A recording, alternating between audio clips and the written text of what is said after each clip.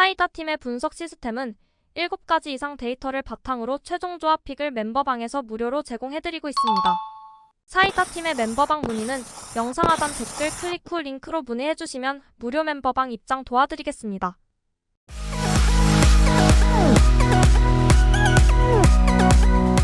멤버분들의 적중 인증입니다. 오지마 회원님, 한 번만 먹자 회원님, 지금이니 회원님 인증 감사드립니다.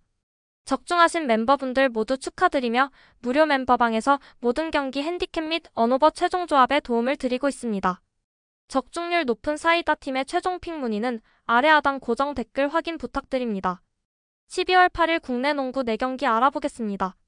첫 번째 경기는 홈팀 수원 KT 대 원정팀 부산 KCC 경기 알아보겠습니다. 홈팀 KT는 오늘도 허웅과 허윤기가 결장을 한다. 하지만 최근 EASL 경기를 비롯해 직전 손호와의 경기에서도 승리하였으며 팀 분위기는 나쁘지 않다. 문정현이 복귀하면서 수비에서의 안정감을 보여주었으며 한희영과 박준영이 최근 좋은 폼을 보이고 있다. 아울러 박지원은 예전처럼 기름순 역할을 하던 선수가 아닌 올 시즌 복귀 후 꽤 괜찮은 활약을 보이고 있다. 해먼드 역시 용병 역할을 하고 있으며 직전 경기 이른 시간에 파울 트러블에 걸리면서 긴 시간을 벤치에 안아 있었지만 KT의 경기력이 떨어지지 않았다. 다만 여전히 외곽이 잘 터지지 않고 있다는 점은 KT의 고민거리다. 반면 원정팀 KCC는 오늘 경기 스케줄로 인한 체력적인 문제를 고민을 해보아야 한다.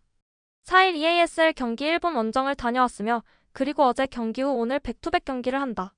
선수들이 정상적인 폼을 보이기에는 스케줄이 조금 타이트하다. 아울러 직전 삼성과의 경기에서 1쿼터에 9득점을 하면서 좋지 않은 경기력을 보여주었지만 2쿼터부터는 조금씩 폼을 찾아가며 승리하였다. 허웅과 윌리엄스의 활약은 좋았다. 그리고 최준용의 폼도 나쁘지 않다. 다만 현재 버튼의 롤이 조금 애매한 모습을 보이고 있다. 또한 예전만큼의 득점력도 보이지 못하고 있다. 그런데 동료들을 활용하기보다는 개인 플레이가 많아지면서 현재 동료들의 신임을 조금 잃은 듯하다. 사이다 팀의 최종 프리뷰 알아보겠습니다. KCC가 정상 전력이라면 당연히 KCC의 승리가 예상되는 경기다.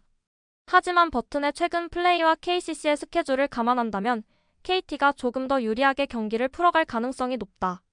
두 팀 최근 3점 적중률이 떨어지는 모습이며 KCC는 올 시즌 첫 백투백 경기라는 점을 감안한다면 두 팀 모두 득점력이 조금 떨어지는 가운데 수비 중심의 경기가 될 가능성이 높다.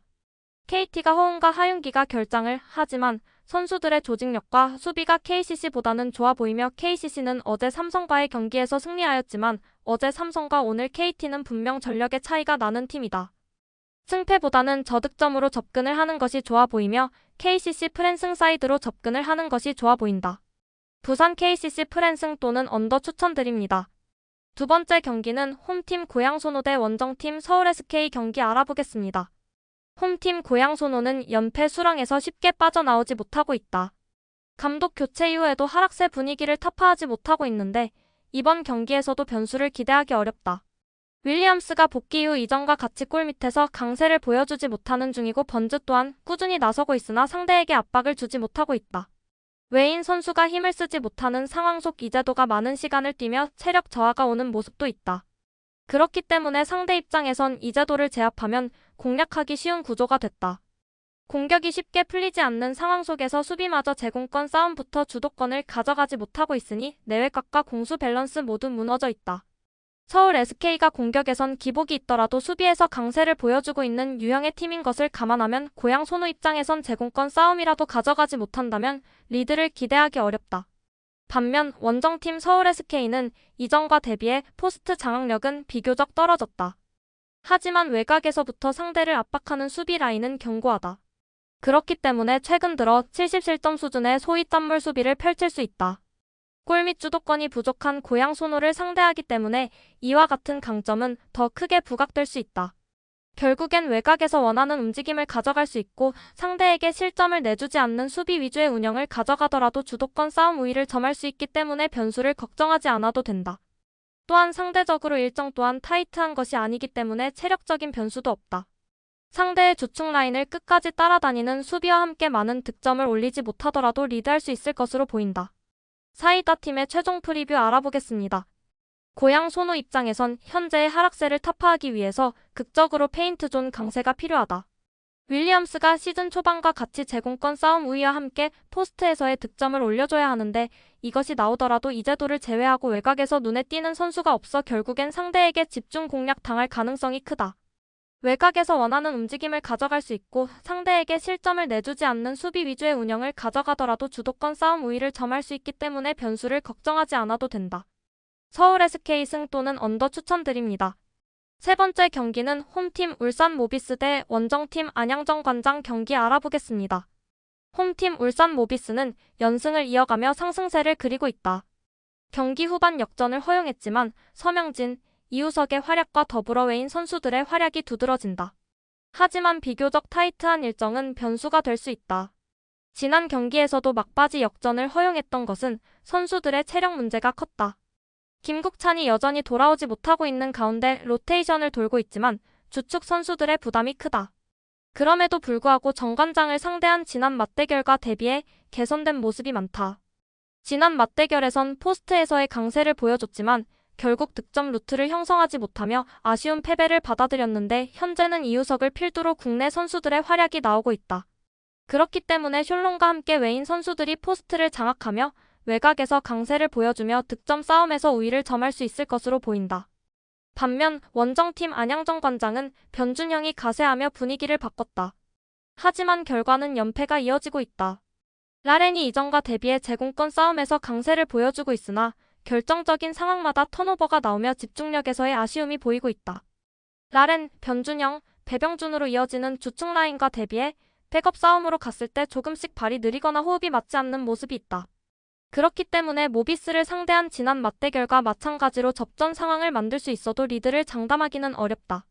포스트 싸움에서 라렌이 밀리지 않는다 하더라도 변준형을 활용한 국내 라인업이 활약하기 위해선 높이 싸움에서 완전한 우위를 점해야 할 것으로 보이는데 이를 기대하기 어렵다. 그렇기 때문에 또 다시 후반으로 갈수록 급한 흐름이 이어질 가능성이 크고 이번엔 접전 상황에서 우위를 점하지 못할 것으로 보인다. 사이다 팀의 최종 프리뷰 알아보겠습니다. 안양 정관장 또한 변준형을 활용해 지난 맞대결과 대비해 개선된 모습을 보여줄 수 있다.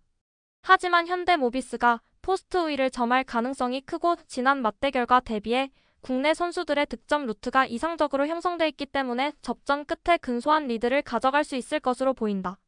숀롱과 함께 외인 선수들이 포스트를 장악하며 외곽에서 강세를 보여주며 득점 싸움에서 우위를 점할 수 있을 것으로 보인다. 울산 모비스 승 또는 오버 추천드립니다. 네 번째 경기는 홈팀 하나은행 대 원정팀 KB스타즈 경기 알아보겠습니다. 홈팀 하나은행은 직전 경기 지난이 돌아왔지만 여전히 백코트에서의 볼 핸들러 부재로 인하여 준수한 프론트 코트 자원들을 보유하고 있음에도 불구하고 활용을 하지 못하는 모습이다.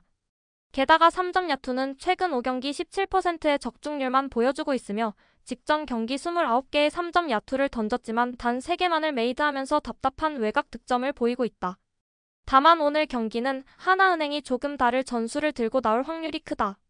메인 볼핸들러가 없는 상황에서 김정은을 볼핸들러로 쓰면서 양인영과 진한을 살리는 투맨 게임을 할 가능성이 높으며 높이에서 유리한 하나은행이 세컨드 찬스에 유리할 것으로 예상된다. 두 팀의 두 번의 맞대결에서 리바운드만큼은 줄곧 하나은행이 우위를 보였다. 반면 원정팀 KB가 직전 BNK와의 경기에서 힘 한번 써보지 못하면서 패하였다.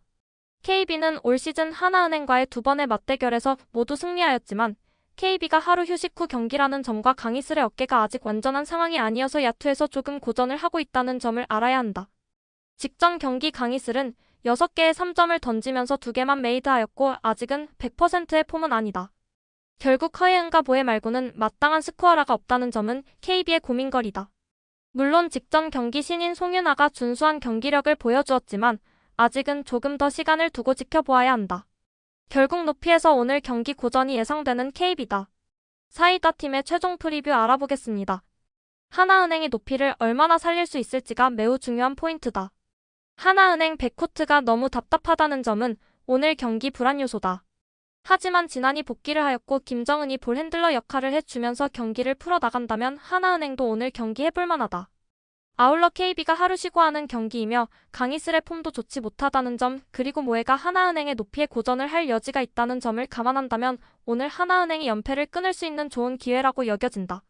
하나은행 프랜승 또는 언더 추천드립니다. 사이다팀의 멤버방 문의는 영상 하단 댓글 클릭 후 링크로 문의해주시면 무료 멤버방 입장 도와드리겠습니다.